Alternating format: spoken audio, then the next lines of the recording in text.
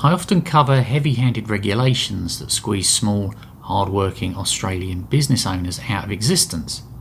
But wait until you see what the white-collar grifters are getting away with under the cover of Australia's most expensive taxpayer safety net.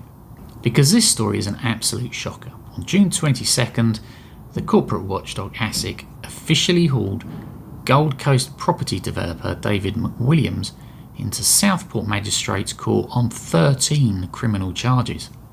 Now, what did Mr. McWilliams supposedly do to earn these charges? Well, through his group of companies, he raised over $90 million from more than 500 mum and dad retail investors. The noble promise to build specialist disability accommodation for NDIS participants across Queensland and Western Australia. It was marketed as the ultimate win-win, highly lucrative, federally guaranteed rents while doing something profoundly good for our most vulnerable citizens. But out of the 6 disability housing developments, work started on exactly 1 and completed, you guessed it, absolutely 0. So where did the money go? Asic alleges McWilliams siphoned more than $10 million straight out of the investment accounts. And what did he buy with it? Well, of course, he bought an Aston Martin luxury car, because nothing says I'm committed to the community welfare like cruising the Gold Coast in a British supercar. But it doesn't stop there. He allegedly bought a luxury high-rise apartment in Surfers Paradise for his wife, loaded up on volatile cryptocurrency assets, acquired a stake in a litigation funder based in the Seychelles, and bought, wait for it, an Outback pub in Whyalla. Yes, you heard that correctly. Disability housing money allegedly used to buy a pub in South Australia. Because when you think of state-of-the-art medical recovery facilities, your mind immediately goes to a cold schooner of draft at a heavy industrial steelworks town. If that wasn't bad enough, the regulators only caught on to all of this because the Office of Liquor and Gambling flagged that he was apparently dropping immense sums of cash at the high-stakes tables of the Star Casino.